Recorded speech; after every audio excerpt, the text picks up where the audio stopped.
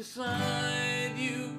Open up my eyes in wonder and show me who you are, and fill me with your heart and lead me in your love to those around me.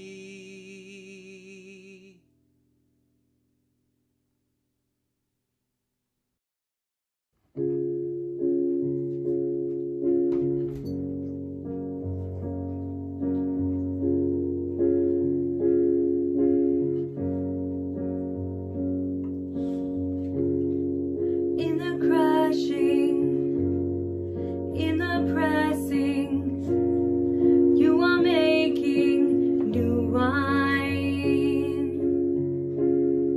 In the soil I now surrender, you are breaking new ground. So I yield to you and to your careful hand.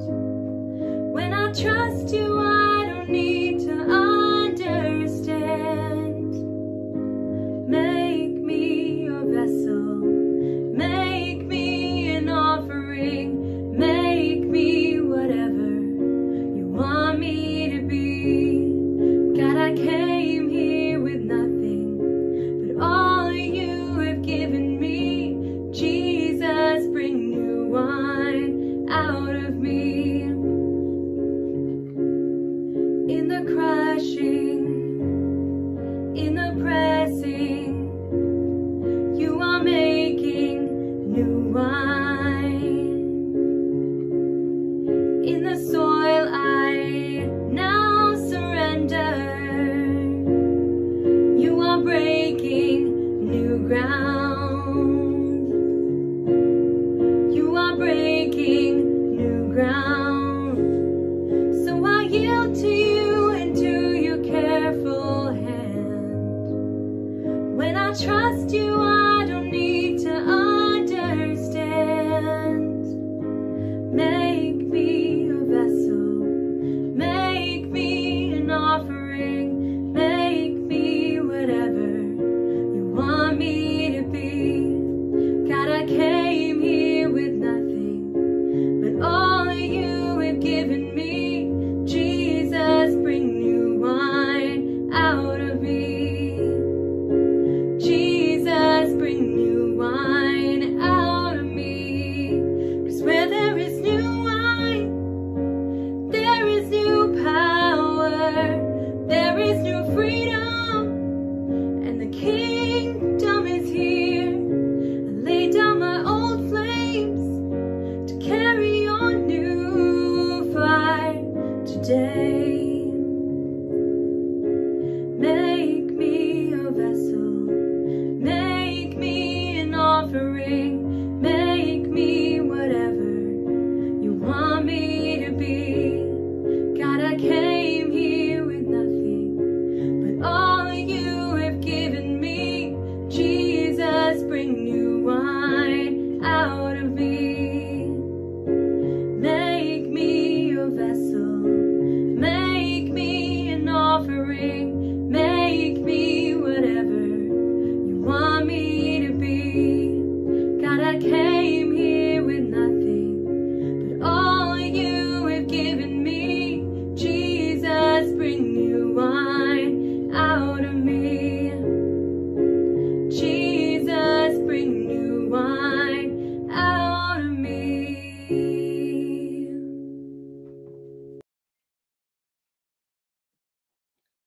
Hey there, Stone Coast. Let's go ahead and pray. Lord, we thank you for this time together as a community online. Thank you for Sean and for bringing this word this morning. Let us have open hearts to just hear your nudges, Lord, and reflect how we need to be integrating this word into our lives. We thank you and we invite you into the service. We pray this in Jesus' name. Amen. Hey there, Stone Coast. Welcome. We're excited to have you here this morning. I'm Cara Daniello. I'm part of the team here at the Stone Coast team. And we just want to welcome you to our broadcast. If you're new here, we invite you to fill out a connect form so that we can get to know who you are and how we can serve you best. You can find that link in the Facebook Live feed or on our website at stonecoastcommunity.org. If you have been giving to Stone Coast, first of all, we'd love to thank you for that. It's because of your generous giving that we're able to do so much here in our community. And we invite you to be part of that. So you can participate in giving by clicking on the link in the Facebook feed or as well on our Facebook page, our website. Let's see. We are super excited to be launching something new this morning. We have talked about it just a bit over the past couple of weeks, but we are launching Soul Care. It's a project for individuals who are experiencing homelessness in our community. So we are providing, and we're looking to hit our mark this year of over 100 shoes. So we're providing brand new shoes to individuals experiencing homelessness. Especially at this time of year, their shoes are usually ill-fitting or not appropriate for the weather, or they have really undergone a beating over this weather.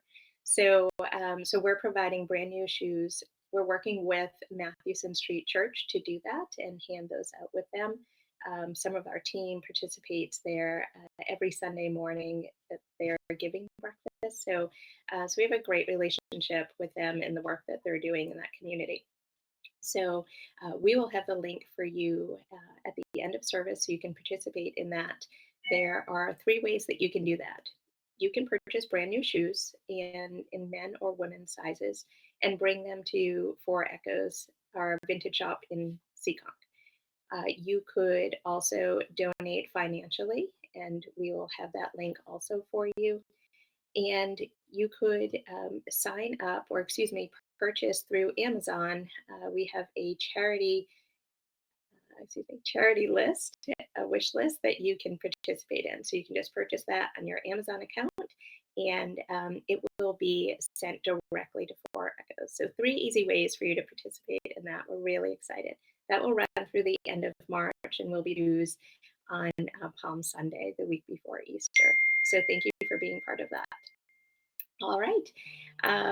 We are excited to be launching our new series this morning, Simply Christian. So if you are new here, you're jumping in right at the right time. We're really excited. And we invite you to also share this feed. You can just click that in your Facebook feed and share it with a friend this morning. It may be the word that they are looking for. So with that, I'd like to invite Sean on, and thank you for being with us. I'll see you at the end of service. Thank you, Kara, and welcome to everybody. Welcome to Stone Coast. And I'd just like to introduce myself. I'm Sean Smith, and I get the privilege and honor of serving as pastor here. And just super excited that you're with us. Like Kara said, we're starting a new series called Simply Christian. It's going to be outstanding, and it's meant to be for anyone and everyone. So if you're like on the pathway up to like asking questions about Christianity, what's this thing all about, and you have lots of questions, this will be a great series for you to jump into. And if you're a seasoned Christian, you've been a Christian for many, many years, there'll be plenty of thoughtful things for you to consider, maybe new ways of thinking about old themes. So I have my work cut out for me. And but before I get into that, I want you to recognize that this is Lenten season, right? So today starts Lent, and it goes for 40 days, so 6 weeks. And so I want to encourage you as an individual, but also like collectively as a church, like what would it be like for us as a church to take this opportunity before God to prayerfully consider giving something up for Lent, whatever that might be. You know, like there's so many different ways of going about this, but it's to build you up so that, you know, there's good times, right? It says in the scriptures that there's seasons for everything. And this season is an opportunity to give up something, and not only give up something, maybe replace it with something very, very rich for yourself. And so it could be social media, it could be TV, it could be sweets, it could be giving up sugars, fats, you know, going to the gym, like whatever that might look like for you. But it's an opportunity to grow spiritually. All right. So I really want you to take that seriously. It'd be awesome to see a few hundred of us, you know, making this kind of a change over 40 days. And I'll give you an example. So me and a couple of my friends from the church, we decided to do this together because we needed a little accountability. We needed encouragement. So one of my friends is giving up, let's see, breads and what else? Coffee and pastas. So that was a biggie, right? And so my other friend's giving up drinking Mountain Dew, and so it's interesting. We've already started it for the last week, and every day we're sending texts to each other and checking in on each other. And it's a great thing. And I'm giving up sweets. So I'm giving up, usually I have a bad habit at nighttime to do ice cream and cookies or brownies or stuff like that. So I'm giving up the cake and all that good stuff at night. And so we'll see how that goes. But it's a great spiritual discipline. So I hope that you take advantage of that. All right. And so let me just jump into Simply Christian, give you a little background on it. There's the guy who wrote the book Simply Christian. So I would encourage you, if you want to, download it on audible.com or get it in your Kindle or order it, whatever. It's a great book to have on hand. I feel it's one of those books that you can go back to, every few years and really glean a lot from it. I was challenged by it again. This is my third time, I think, going through it. And so just rereading it, I was like, wow, I didn't even realize that he had spoken about some of the themes that he's taken on. So N.T. Wright is a former Anglican bishop. He is just a scholar. He's a historian. He's a theologian. So he's got just a great background to him, and I feel like he's very humble. I think that's one of the things that I find approachable about him, that I like listening to him, because the guy, I mean, he's one of the most amazing thinkers of our time. He's been compared to C.S. Lewis, just to give you a reference there, right? So like when I say he's going to go down in history, when you look back 100 years from now, he's going to be one of those profound thinkers. So, but yet you wouldn't know it based on he just comes across as very approachable, very real human being. And yet he loves the Lord and loves the scriptures and loves being able to expound upon it in ways that cause us to think. All right. And so I would encourage you to have a posture of learning. I'm a big proponent of being a lifelong learner, that I tend to hardly ever say that I have this figured out about Christianity. I feel like I'm getting certain layers that I've peeled back from the onions, that I'm getting more knowledge, I'm getting more understanding, and along with my experiences, right, that I can really get a better understanding of who God is and what he's all about. But to keep learning and growing and developing and searching and staying hungry and thirsty, as it says in Scripture. And if you do that, if you have that posture in life, God is going to keep giving you more and more. All right. So another aspect of this is to get involved. I'm not going to be able to cover nearly enough content in this time together. I'm going to be rushed even today just to get through some of the things I want to get through to today. But so tonight, Sunday nights or Wednesday nights, we want to have another opportunity to take the discussion from here and elaborate on it further. And so tonight from 7 to 8 o'clock, we'll spend another hour and really get into some of the depth of what we're sharing. So to me, I'm just going to touch the surface this morning. And then later on tonight, we can just extrapolate it even more. Or you can do it on Wednesday nights, right? And it's 6 weeks. So we want you to be involved. And so if you can make it 3 out of 6 weeks, great. If you make it 5 out of 6 weeks, great. You make the whole thing, great. It's and if you sign up for a Sunday, but then you can't make it one Sunday, but you can make it on a Wednesday, that's fine. Just communicate with us, all right? So there is a link. Actually, I'd love for you to just take a minute, take out your phone, and you'll see it right on the Facebook link. Let me pull it up. And you can just do this right now live in the thing, and just click on the link. All right. And if you click on the link, what it'll do is just bring you to a quick little form. You put your name, I think it's phone number, email, and then just choose Wednesday or Sunday night. And all right. April, if you can put the link in there versus having them text, you can do it one of two ways, but I think it'd be easy just to put the link in there. So that way, when you have the link, you can just click right on it, and then you can sign right up, okay? Or you can text this number if you want to. All right, so April, put in that other one if you don't mind as well. All right, let's see. I got it right here, actually. I've been doing this a lot, so I have accessibility to it. Boom. All right, so there you go. Click on that link. We'd love to have you join us. And there's there's so much to go into that, like our ability to connect with each other deeper, our ability to grow. You'll see there's going to be some things I talk about today that are just challenging to discuss. We need to continue the art of discussion, the art of wrestling over topics and issues that we don't agree with, we don't agree on, and that's completely fine. I feel it's a sign of our maturity in Christ. The more we're able to be with other people who differ than us, differ in their religious aspects, their political aspects, social issues aspect. Like, it doesn't matter. It's like, be with people, right? The important thing is the sinners and tax collectors loved being with Jesus. If he was a shaming God, they would want nothing to do with him. He didn't make them feel less than. He listened. He was with them. He understood them. They gained understanding about him. And so this being curious. It's very, very important for us to remain curious and to find out more about what people think and why. Learn more about their background. You know what I mean? Like, get interested in people. So this is our way of allowing us to do that. All right. And as always, this is meant to be online interaction. So like, April's moderating today. We have different team members that are going to be in there. We want to hear from you, the church. We want to hear from people that have opinions, thoughts, questions, right? And then every now and again, I might get one and go a little further on that. All right. So if you haven't already, you want to, you can start a watch party. You can share this. Like, this is just an opportunity to get the word out to more and more folks so that more people can have value added to their lives. They can learn and explore Christianity at its foundational level. All right. So today we're going to jump into what's called the Four Echoes of a Voice. All right. Some of you know, as a church, we own the Four Echoes Vintage Shop. There's a reason why we call it Four Echoes. So it actually, you'll get a deeper understanding of that and really the intentionality and the beauty of why we do what we do, and how Four Echoes, the Vintage Shop, has a lot of depth to it.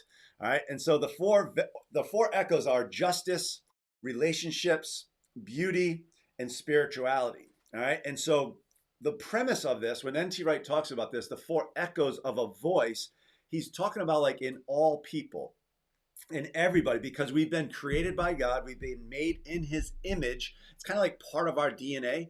It's been injected into all human beings. So regardless of culture, regardless of when you were born or where you were born, regardless of what you were raised in, these echoes, they're inside of us.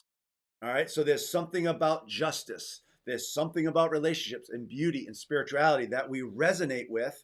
And here's the thing, like, we see glimpses of these things, and it's like, oh my gosh, like when relationships are going great, like you might have a relationship, it's like the most unbelievable thing, and like you just had the time of your life, and then it could be the next moment and the next day where it's like it's falling apart, right? And so we catch glimpses of the beauty of creation, and all of a sudden we see a tsunami hit, and so it's this tension between these things. Like, we know them to be true. There's something that we can resonate with, and yet at the same time, it's like seeing or water going through our hands, right? And we just can't grasp it fully.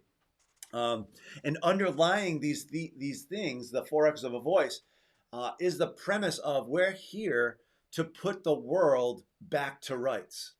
All right, so that's a common theme that is woven throughout the 6 weeks.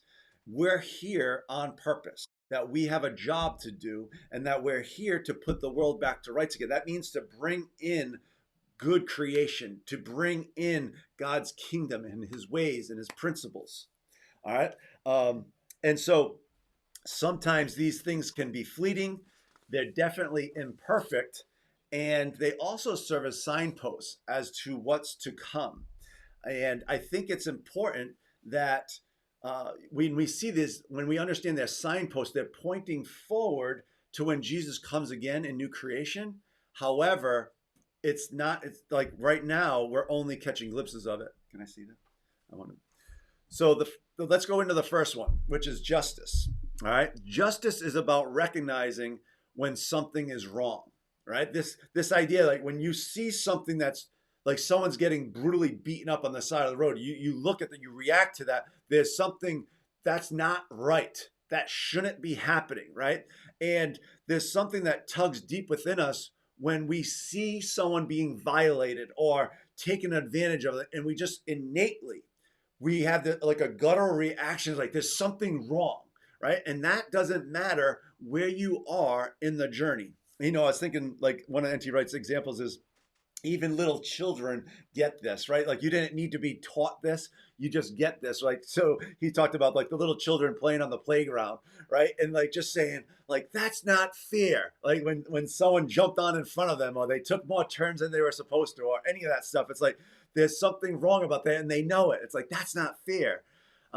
So the other aspect of justice is, it's one thing to have an understanding, there's one thing to like feel it deeply, like there's something wrong, and there's another thing to act. Whether or not we act does not determine that that was real inside of us. That's maybe called courage, right? There's other aspects of that, but we know it's wrong. We know it's unfair. We know it's unjust. And so there's something that needs to be put back to rights again. Now, hopefully we're part of that solution. All right. And let me give you an example of this. I thought this is something I've used over the years, because when I first heard it, it was shocking to me, first of all, and I think that's why it stayed with me. But I had an opportunity years ago to sit with a person who, I forget what they call him actually, but it's like, it's kind of like a guru of Hinduism, right? So I forget the language. You guys remember? If you guys know what that is, let me know. And so it wasn't a shaman or whatever, but it's something like that, right? And so this guy was telling us about Hinduism. And so I was really intrigued.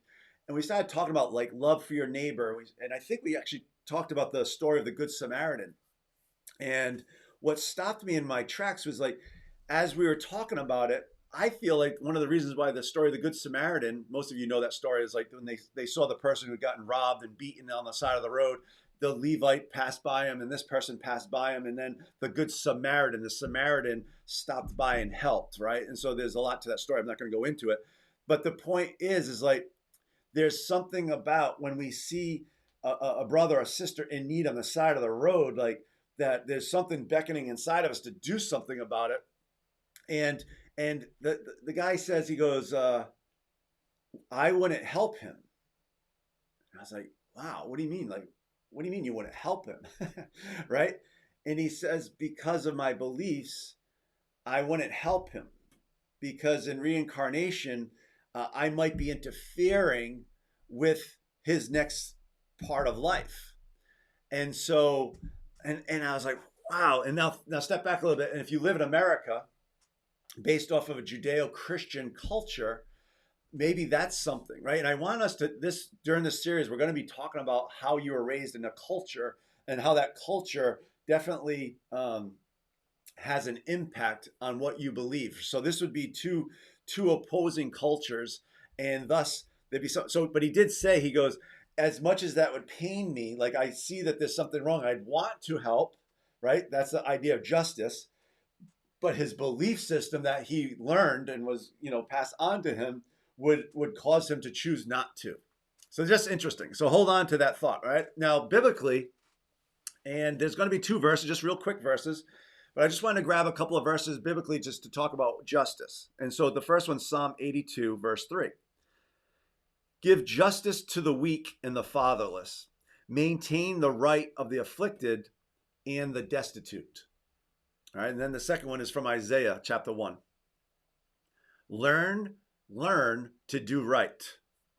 Seek justice. I love this idea of learn to do right. That might not come naturally. Justice might be inside of us. We resonate with that. But the idea of learning to do which is right, there's something about that. There's practice, there's putting it into action. And then it says, defend the oppressed, more action. Take up the cause of the fatherless, more action. Plead the case of the widow, right? So God is saying, like, these are examples of things that are not right, things that we need to be part of the solution. And I'm challenging you as Christ followers to see the importance of, and I'll say this, you being the church, you being followers of Jesus Christ. Like there's something that needs to, not only does it resonate within us, but that we need to act upon that. And when we don't, perhaps we're missing a major part of our growth and development as Christ followers. All right. Um, so here's an interesting thing when I read these verses, like the difference between upholding these verses and being like the oppressors. Because I think that there's something when you get into this, like I obviously I want us to stand up for the voiceless and those that are often unseen. We talk about that a lot, right? And I want us to be a people that are mindful of these significant injustices in our communities and around the world. And what can we do about it?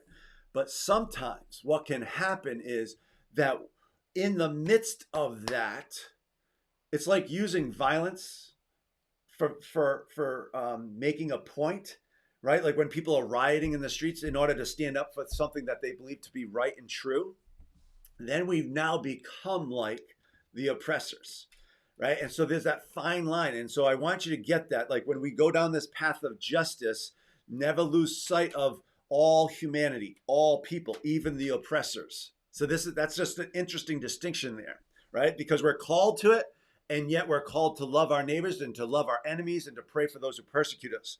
So always be cognizant of that. And what I would love for us as a church to be really thinking about, and when I say church, I'm talking about everybody, whoever's listening in on this, I include you, right? I think the church is a group of people, right, that come together. And we're all on a path where we're trying to learn more about, obviously for this, about Christianity.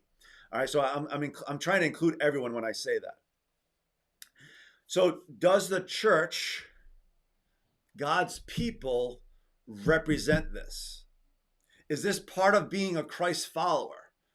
Is this part of the discipleship process? Like when I look at churches around America, like, is this a call? Do you ever think about this in your own personal journey to say, how are you doing spiritually? Are you growing in your relationship in God? Does it show up to say, how am I doing with justice? Like, do I give a rip about the oppressed?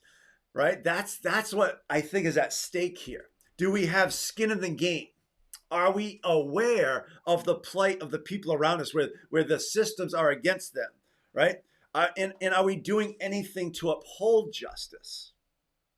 So there's no judgment in that. Hopefully there's a call up to higher ground. There's a call to say, wait a second, if this isn't in you right now, let there be awareness, seek God into it, look at the scriptures more deeply, and then look around you, get into conversations with other people. And then find out what can you do, right?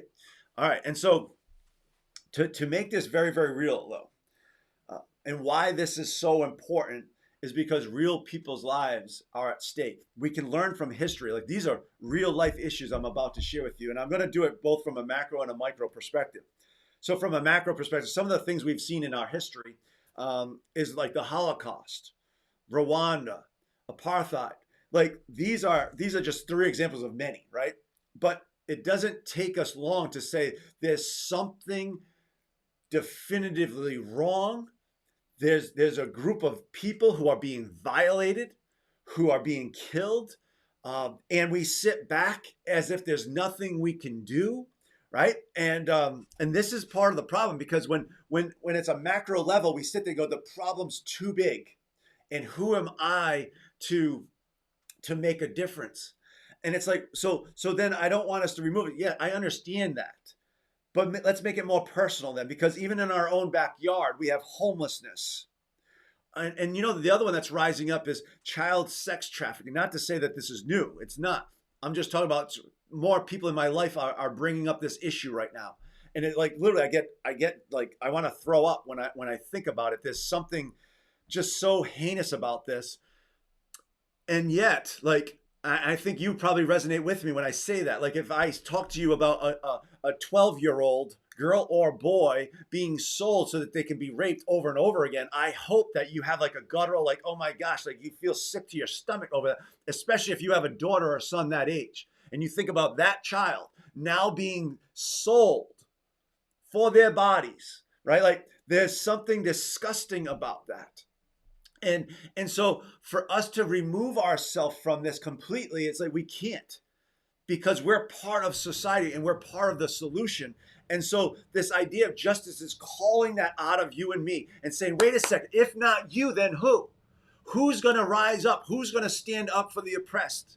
Right? And so that's what this call is. This is what this voice is echoing. And it continues to echo and echo and echo, so that maybe one of us or 10 of us or 100 or 1,000 of us would rise up, and there'd be something that the Spirit of God does something inside of us that causes us to say, wait, I want to get out of my comfort zone. I want to get out of the busyness of my life. I want to get out of, I'm going to sacrifice something so that I can do something about this, because justice matters.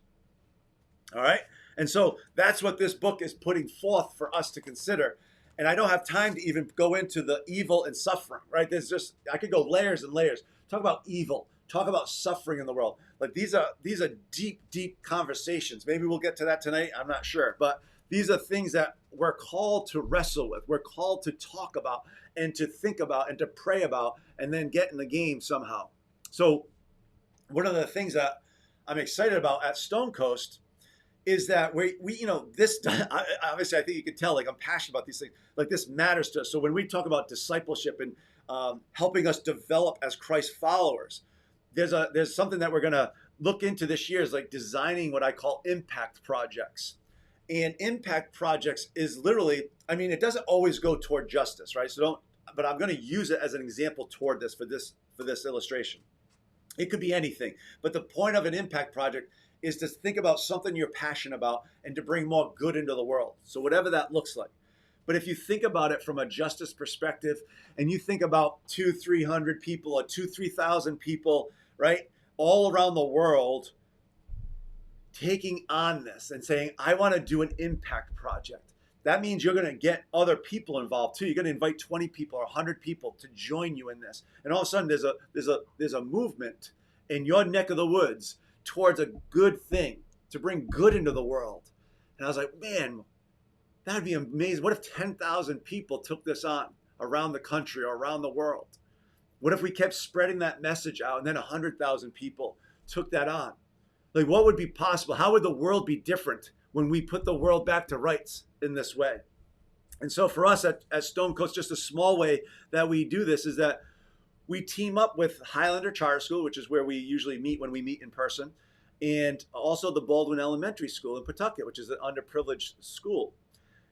And so we just did this really great thing. Jessica, our kids church leader, just did this thing put together for Teachers Appreciation. So we had these gifts that were made just to let them know that we're thinking about them. So we gave 100 of these away to the teachers at Baldwin and Highlander. That was just a small gesture, right? To know you're being thought of. You're appreciated. We value you. Thank you for doing what you do, because you matter, right? All that's built into just a small act of kindness that we did. But maybe on another level, this idea of mentoring, this idea of helping them have internships and community service hours so that they can graduate. These are ways that we want to continue to be involved so that these young people have a hope and a future. And there's more and more under that, but I'm just saying, this is just a glimpse as to how we can get involved on a smaller scale, but make a big difference. Okay, so are there any comments or questions? Brian, you want to check out the feed? Let me know if there's anything you feel like is worth me stopping for. All right, so just take a quick look at the feed. Nothing? What do you mean by that? Okay, so if you guys, I'm gonna go on to the next spirituality, but if you have any questions or comments about justice, throw them in there. And now recognize that I am just now priming the pump, okay? If you haven't already signed up for the discussion groups, I'm going to reiterate, because I know some of you may have popped on late, and I want you to know the significance and the importance of this. So again, Sunday tonight or Wednesday night for the next 6 weeks, love to get you involved in a deeper discussion. I think you can see how even just the little that I've talked about in justice, that these kinds of conversations matter. All right, so if you can carve out an hour of your time, that would be fantastic. We'd love to have you to do that.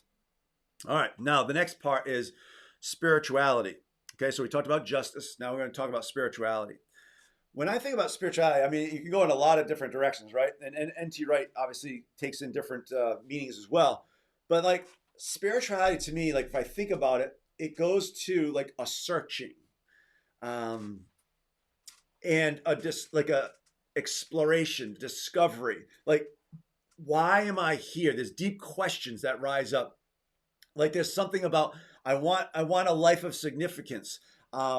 There's even a longing or an aching inside of you, as if there's something missing, right? Like there's this void in your life, and you're trying to fill this void with all different things, because there's a quest for significance. There's a quest for purpose and meaning. There's a quest, maybe like spirituality is like, there's got to be something bigger out there than myself. And some of us call that energy. Some of us call that God. And some of us call it Jesus. And some of us call it Allah. And some of us call it like the universe, right? Like there's all depictions of that. But people are searching. Some people are searching for like personal enlightenment, like or an ascetic lifestyle, or a materialist. Like there's all these different ways that there's different forms of spirituality. Like it could be secularism, it could be hedonism, materialism, quest for enlightenment. Like there's all these different paths, but the reason why is because there's a voice deep inside saying that you're here for a reason, that there's something about you, and you're looking around in your life and you're like, I don't know if I figured out why I'm here. I don't know. Like, is this all there is?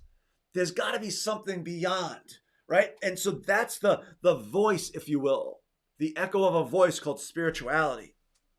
Now, I want to ask you a question. Have you ever experienced like this thing, the void that I'm talking about? Like you're like, there's got to be more. There's a thirst there. There's anyone experiencing that right now? Because it conjures up so many great questions. And I want you to wrestle with that, because if there's a void, like obviously one of the things I'm going to put forth is a Christian worldview, a relationship with Jesus Christ to fill that void. All right. But it's something, if you're feeling that void, you're in a great place. Don't silence that voice. The echo of that voice is so important, because that voice is going to draw you closer. And I would say it this way, to your intended self. Like God created you to be a spiritual being who loves people deeply, right? And so keep on that. And then like, I couldn't help but think about spirituality and think about the church though. Like, because the church is about a group of people. It's about a community. It's about coming together as a body to learn and to grow and discover and to practice, right? To put the good news into practice. But like there's a phrase that I've used over the years. It's called to change the conversation about God and church in our society, right? Because when people think, like even me just talking about spirituality, people go in all different directions. If I say the word church, many of you, that conjures up like not great impressions, right? A lot of that has negative connotations, especially maybe to your friends that don't go to church, right? Why? It's because the church is seen as irrelevant. It seems as like, oh, it doesn't add up. It doesn't do much for me. It doesn't make a difference in my life, right? And so one of the things we have to be, first of all, we have to be honest with ourselves and address that.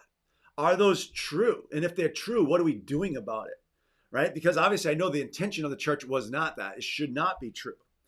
Now, one of the things I want you to consider is how the separation of church and state has an impact on society. How right now mass media has it's definitely swaying society away from church, right? And when you silence the voice of the church, I want you to think about the importance of that in our society's health, in our society's values and beliefs, and how critical it is for the church's voice to be present in the town square, to be present into all aspects of society, in education, in government, in leadership, in business, in commerce, like in all aspects. We need this voice of spirituality to be present, to be at the table. And how can we make this how can we make this difficult to believe? How can we make it the church is irrelevant? How can we make it so that you can't silence the voice of the church? Like we must have the voice of the church. Like how can we make this difficult to believe? That's putting the world back to rights in this way. So like I like talking about the values. The church has the voice that brings values to the table that otherwise would be lacking. See, some of us don't recognize how rich Judeo-Christian principles are actually at work in our society. Because we haven't spent any time living in other parts of the world to understand, like, there are so many good things still in our country that still happen, and it's because of the voice of the church. It just doesn't get any the church just doesn't get any credit for it, but it's there because it's the fabric of our society, because we've been built on a Judeo-Christian society.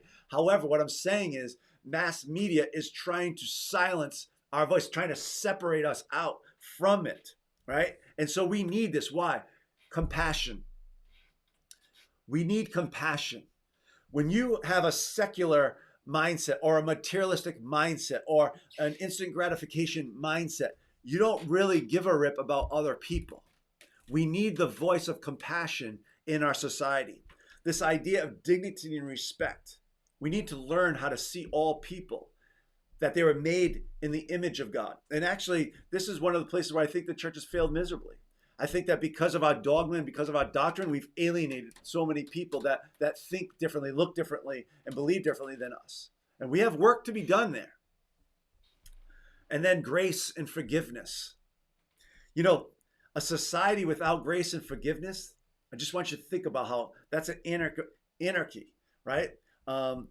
Grace and forgiveness helps on every level, both the micro and the macro level. And so we need to have that voice present.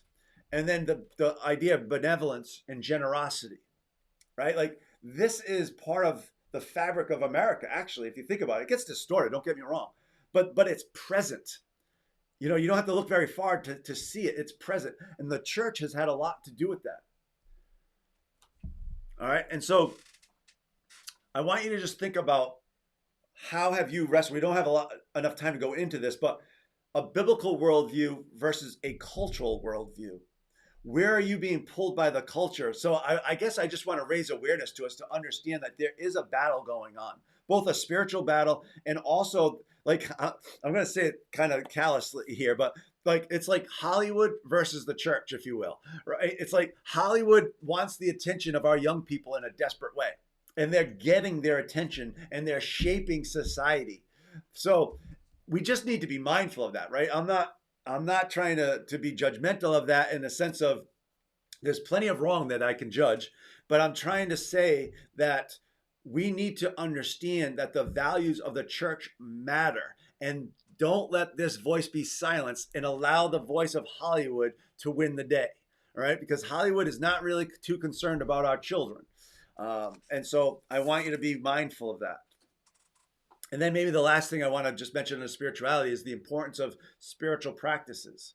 And this is always interesting to me. Like, I find this to be funny in a way. Like, a lot of people, when they think about spiritual practices, go to other religions as if they're not present within Christianity, which I find that to be totally fascinating, because, like, you have, in Christianity, you have meditation, you have prayer, you have fasting, you have silence, you have solitude. You have all of these different things to help us be connected back to God. All right. And so I encourage you. So maybe the thing what I was saying about Lent, you might be giving up something for Lent. What about the thing that you can add? A spiritual practice would be a phenomenal thing to add as you give up something. So again, maybe write down, what are you giving up for Lent? I would love to see what some of you are going to give up, if you already know it, or just be wrestling with it at some point in the feed. Maybe you can put that in. I'd love to hear, what are you giving up? Okay. Now, there's a distinction here I want to make, though. A lot of spiritual practices are built around looking within. I'm not going to say that that's terrible, right? I think there's some wisdom there. And at the same time, it can also be a trap, because that's not where the answers are found.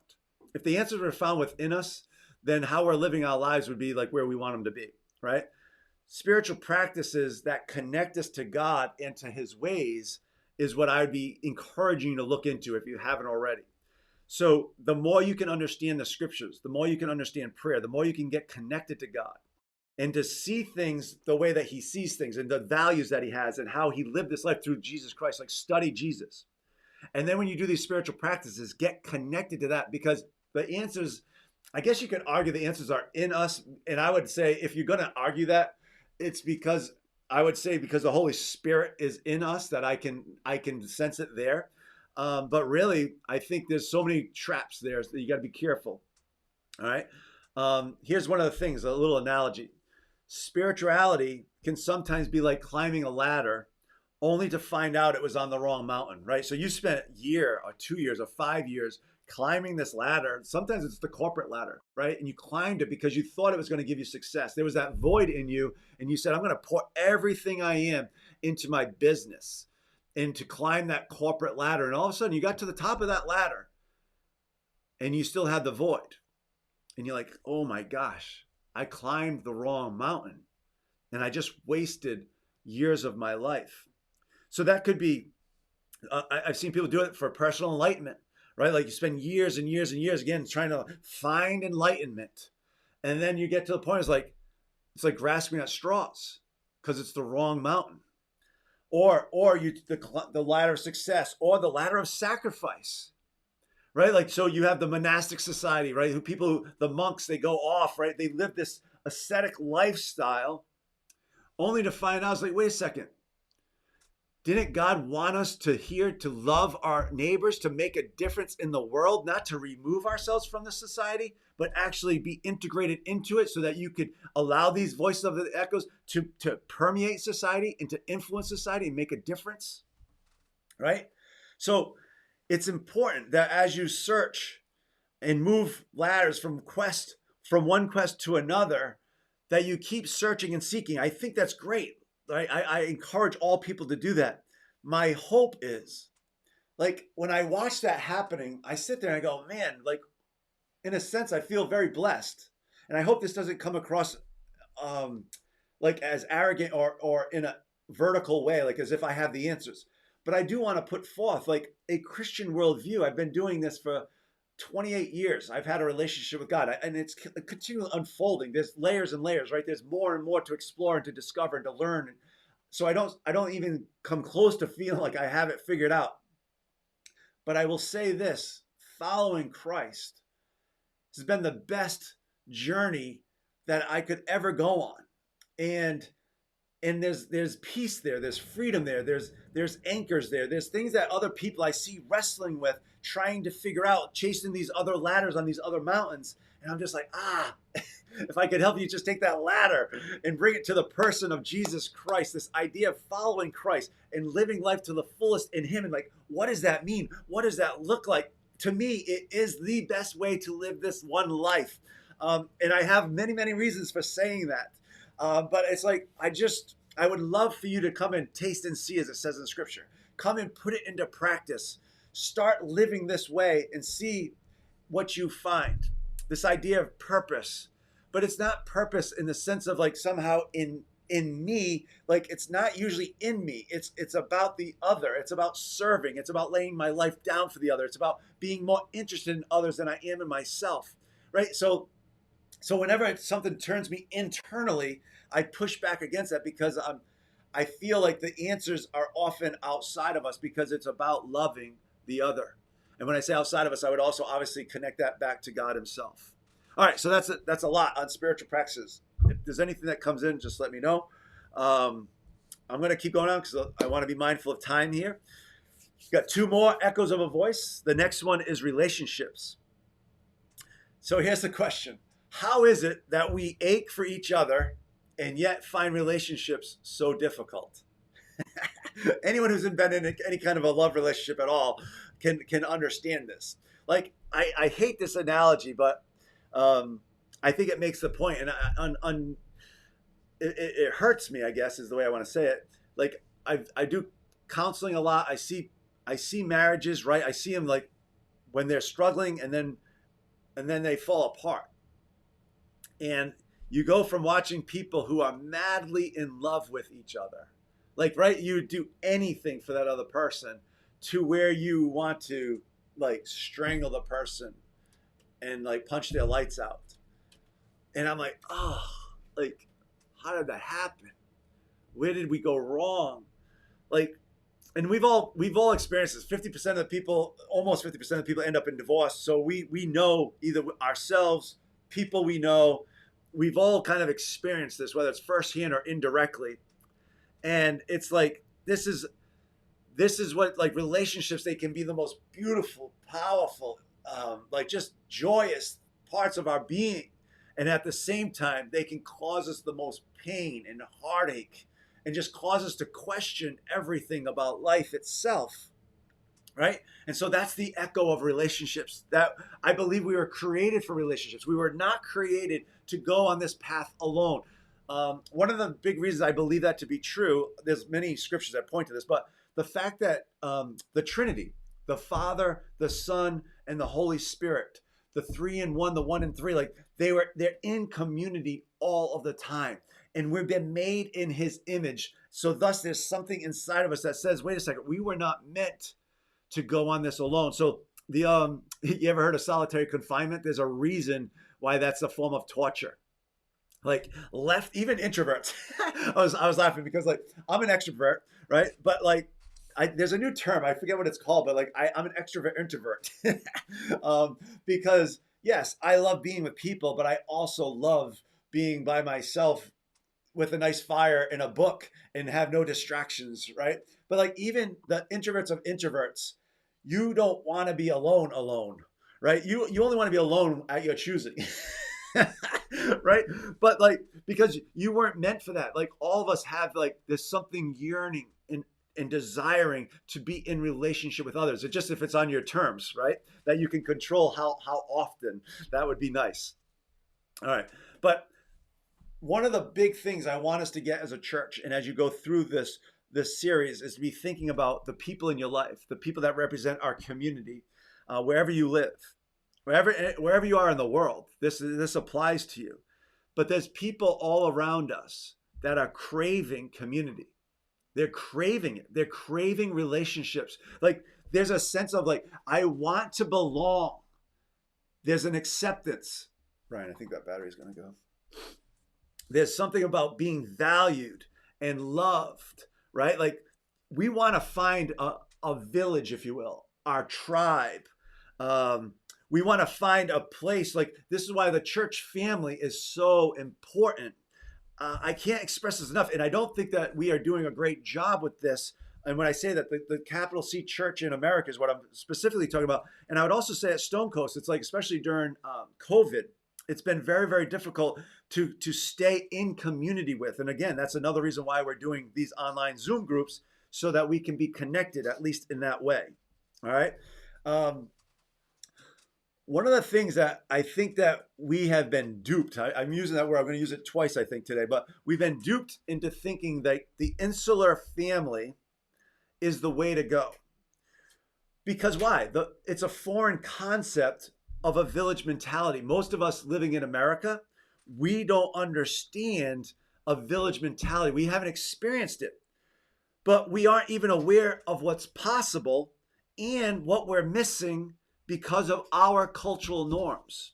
We don't understand that, and yet we make statements about it. We make declarations about it. Like somehow we've been duped into thinking like this is the way it's supposed to be, me and my little family, and then that's it, right? And so I've been drawn over many, many years, but recently I wanted just to bring to your attention what I've said is the Larch community, L''ARCHE, Larch community. And I've referenced it before, and I want to keep referencing it because I want us to be challenged by this idea of village, tribe, community, church family, things that go beyond our insular family, right? So the Larch community, this guy named Jean Vanier gave part of his life to it, and he lived with young people and actually young adults that had disabilities.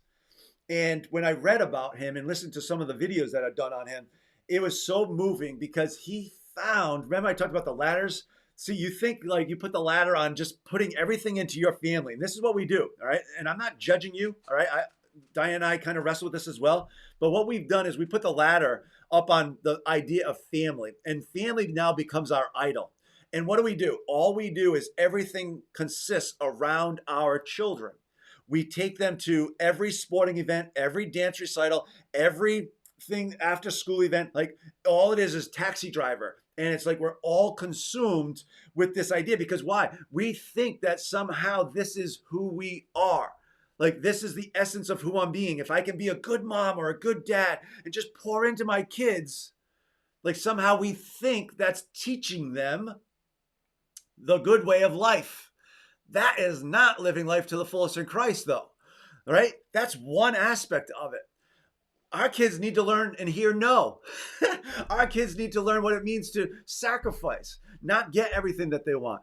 So I'm just saying, like in a large community, all of a sudden in this thing of like, it's about the other. It's about living with people that are different than us, that he discovered so much about who he is.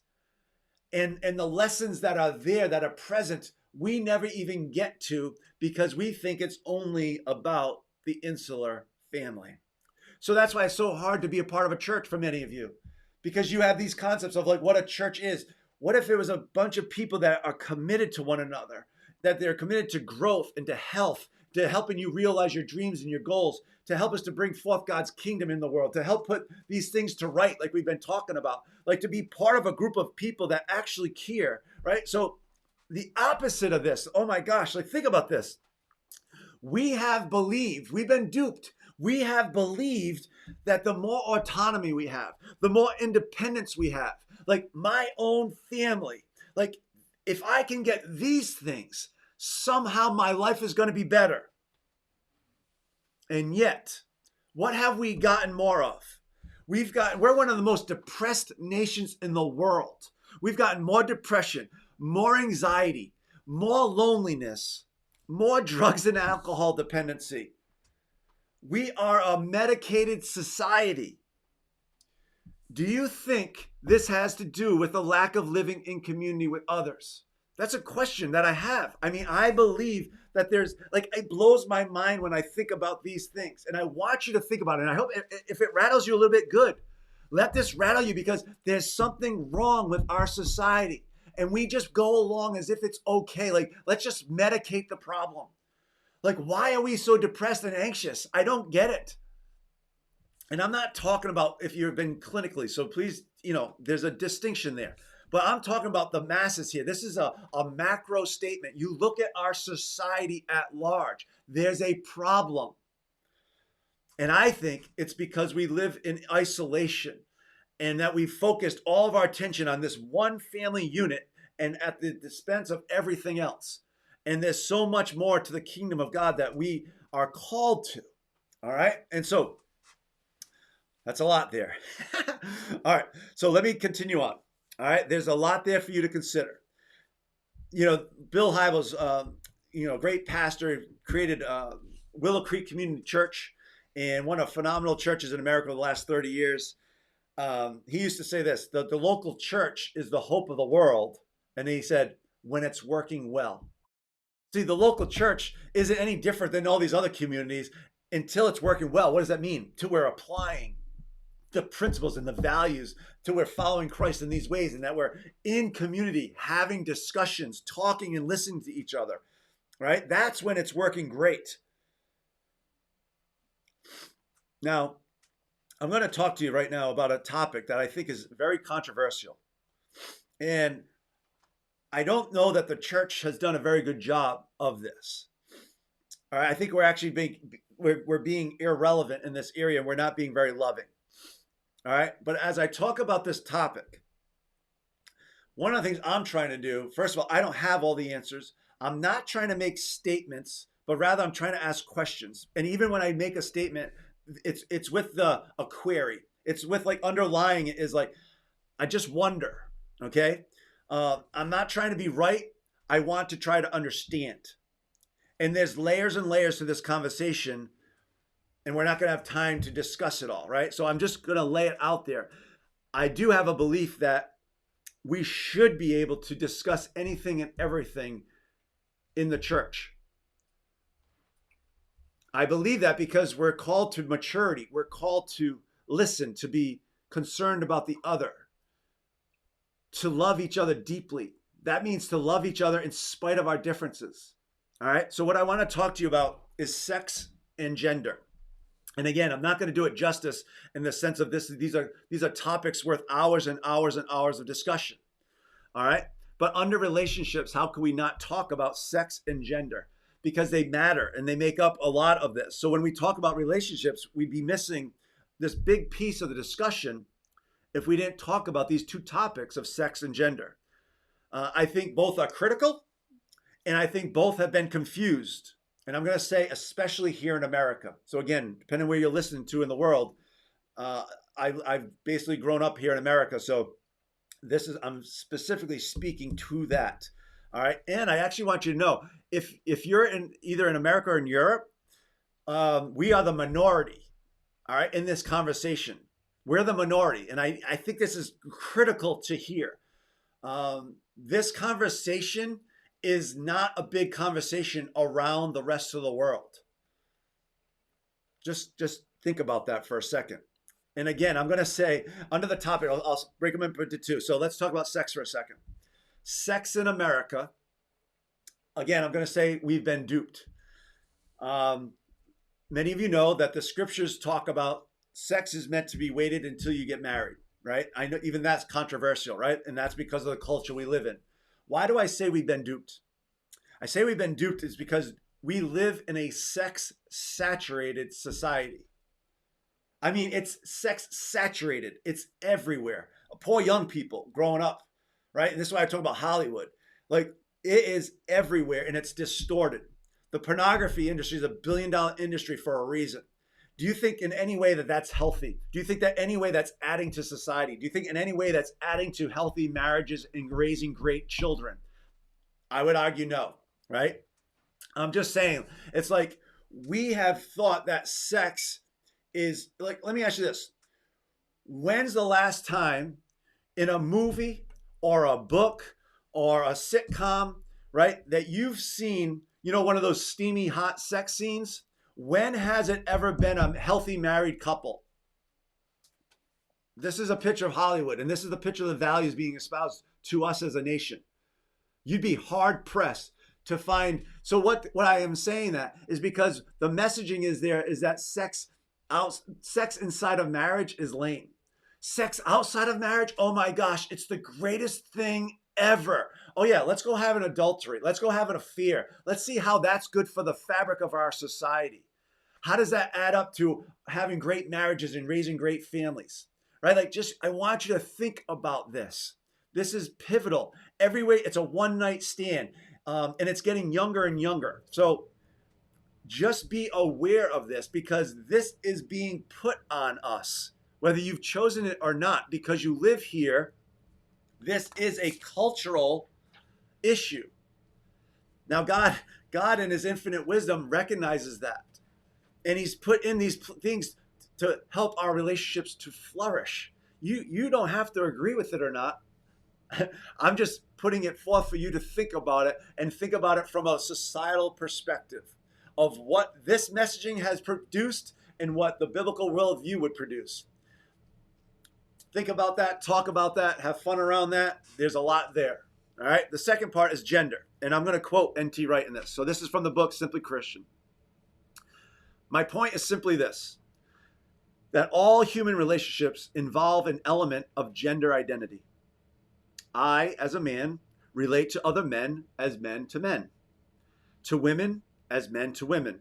And although we all know this deep down, we become remarkably confused about it. At one end of the scale, some people try to pretend that for all practical purposes, their gender is irrelevant, as though they were in fact neuter. At the other end, some people are always sizing others up as potential sex partners, even if only in imagination. And again, we know in our bones that both of these are distortions of reality. So you can wrestle with this quote. You may disagree with that. Maybe you don't think that to be the case.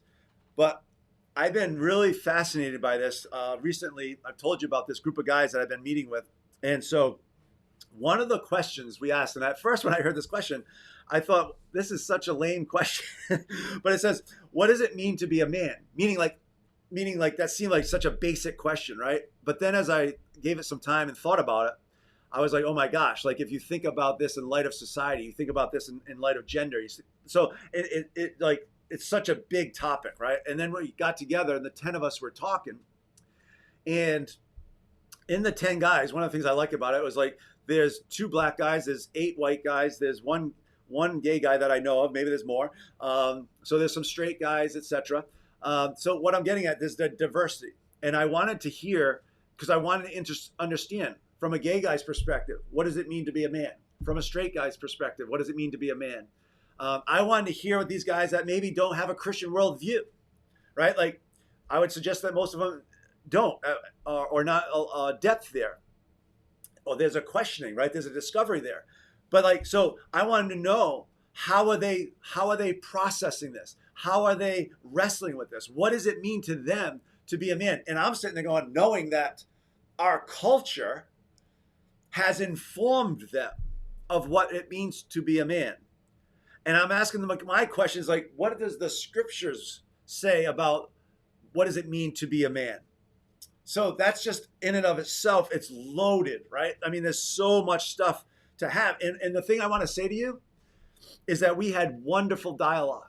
There was 10 of us from all different walks of life, all different backgrounds, all different thoughts and beliefs. And we had rich discussion, whether or not we agreed with each other or not. And I thought that was one of the most beautiful things. So here's some questions, right? These are challenging questions. What does it mean to be a man? What does it mean to be a woman? Think about that. Because in our society, and now just think about this, like we are products of the here and the now too, right? Like we don't even recognize when we answer this question, we don't even think about 50 years from now. I mean, 50 years before us or 100 years before us. Like how did society view men and women back then? How did they view men and women 1,000 years ago? Shouldn't that bring some weight into the discussion? What we like to do is we form arguments about here and now, right? And as if that's all the truth that there is. What if I'm gay? What does it mean to be a gay man or a gay woman? What if I'm transgender?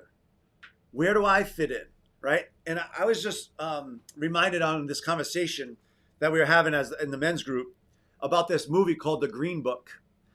And the main actor, who's a black man and he's a gay man, he's a musician, he's a pianist, and he's just a phenomenal musician.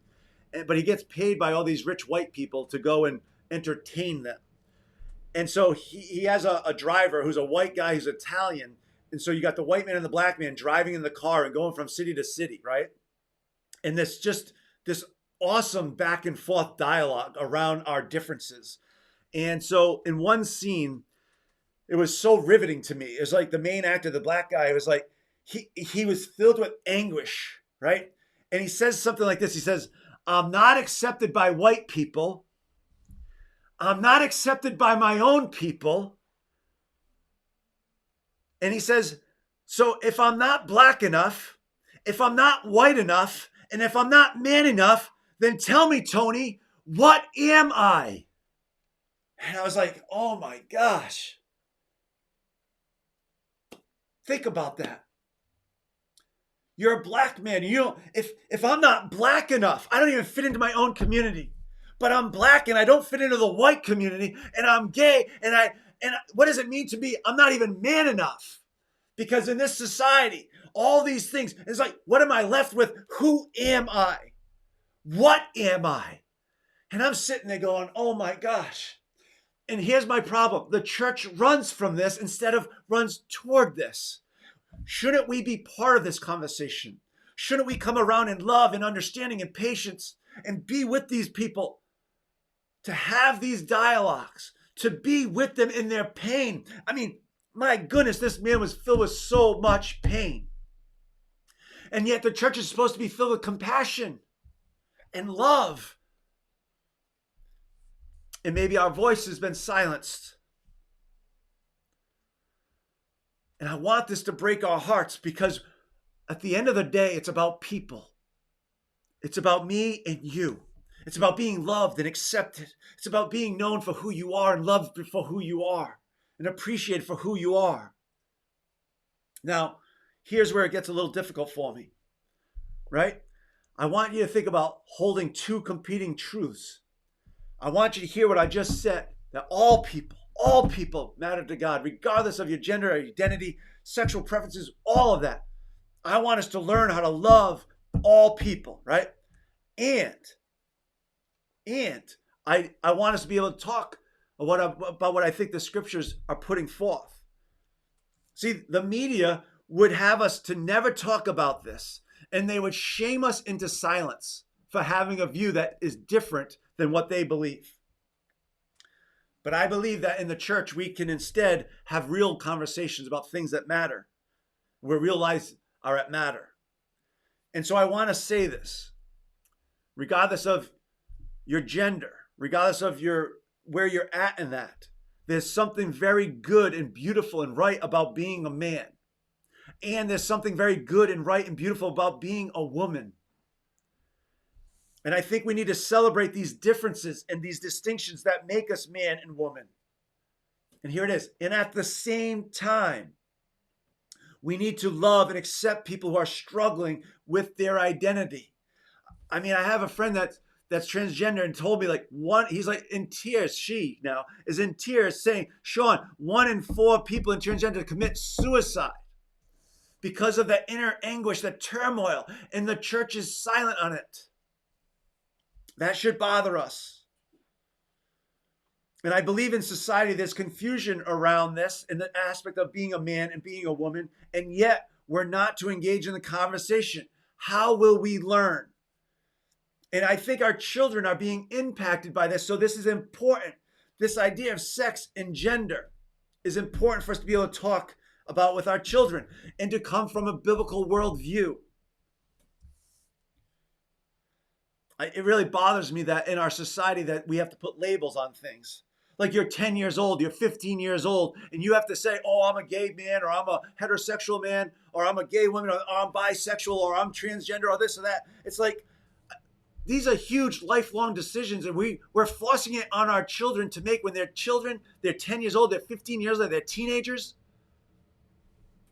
We need to be engaged in this conversation, but we cannot shy back either about saying, wait a second, these are the things how God made us, man and woman, with these beautiful distinctions and differences that make us human, that make us whole. And when husband and wife come together, right, in their differences as husband and wife, as father and mother, that what we pass on to our children is beautiful and healthy, and like we take the best of both and we give them away to our children. There's something very, very beautiful about that. And so let us not shy away from it, but also let's have a conversation about both and.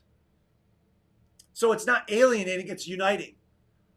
Okay, and then let me close with the last echo, which is on beauty. This echo is talking about, it can talk about artwork. It can talk about music and being a composer of art and all this great stuff. It could be the creation itself, like the sunsets and the oceans and the mountains, right? And here's a quote from N.T. Wright. It says, beauty is both something that calls us out of ourselves and something which appeals to feelings deep within us. See, this creation is good, and it's filled with beauty and the glory of God, and it's also filled with evil and suffering at the same time. That's what I'm talking about, but it's fleeting, it's resonating, but it takes something out of us. The tension is in both of these being true at the same time. And it all points to the great rescue plan, the great redemption plan, right? Because God created good creation. Then we had the fall, and then now he's bringing, Jesus will come back once again and usher in new creation. So let me close with this verses from Isaiah, chapter 11. This is a picture of new creation. The wolf will live with the lamb. The leopard will lie down with the goat. The calf and the lion and the yearling together, and a little child will lead them. The cow will feed with the bear. Their young will lie down together, and the lion will eat straw like the ox. The infant will play near the cobra's den, and the young child will put its hand into the viper's nest. They will neither harm nor destroy on all my holy mountain, for the earth will be filled with the knowledge of the Lord as the waters cover the sea. So I wanted to ask this question in closing. See what we've come to accept as being true and right. So we have a view of even the wild animals of this earth, and we accept it as if that's the way it was meant to be, that's the way it was intended to be. Look at those lions. Yes, lions just kill the calves. Lions just murder all the other beasts, right? The lions are the king of the jungle. And yet, but in reality, that's a distortion of God's good creation. And it's the same thing with all four echoes. We're here to put the world back to rights, and we have a job to do. So I'm going to turn it over to Kara. And God bless you. Hopefully we'll see you tonight or Wednesday. Continue this conversation. Thank you.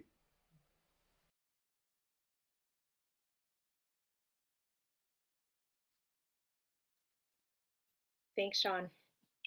You know, I really love the language that N.T. Wright uses here to connect us all, regardless of where you are on your Christian journey. These are threads of humanity that are just within each of us. So this week, let us have the courage to face injustices and act in the face of that. Let us take the next step in our relationships and you know, seek forgiveness if we need to. Let us pause this week and really think about our spiritual walk with Christ and what needs, what do we need to add to that, to enhance that, or to start a relationship with Christ. Let us bring more beauty into the world. You know, I love how Sean captured that beauty is found in nature and art and such. It's also in the small things. It's in a smile from across the room or holding the door open for someone. And so this week, let's share and spread beauty with others. Thank you for this message, Sean. I really look forward to continuing the conversation with the church tonight and Wednesday night. So before you go, just a couple of quick reminders. We invite you to give to be part of the 4 echoes at Stone Coast and how we're connecting those 4 echoes into our community. You could do that by clicking the giving link in your feed. Again, we are launching Soul Care, our shoe project, our shoe drive today. We do have a link for you. I apologize about that earlier, but you can, April is going to add that to our Facebook link. And there are 3 ways that you can participate. You can bring new shoes to 4 Echoes in men and women's sizes. You can donate financially, and that will also be found in the events link. And you can purchase shoes on our Amazon charity link. So we look forward to really just, you know, our goal is 100 shoes. We'd love to exceed that. There is always a need for shoes in this population. So thank you for participating in that. We'll keep you posted on our progress there. And so lastly, Sean has mentioned several times, our community groups kick off tonight. We're really excited about what that will be like, and just coming together as a community to have deep conversations and connecting with each other. So April will add that link into the feed so that you can participate with us. We look forward to that, and I look forward to seeing you all tonight. Thanks for being part of us and part of this message today. Have a great week.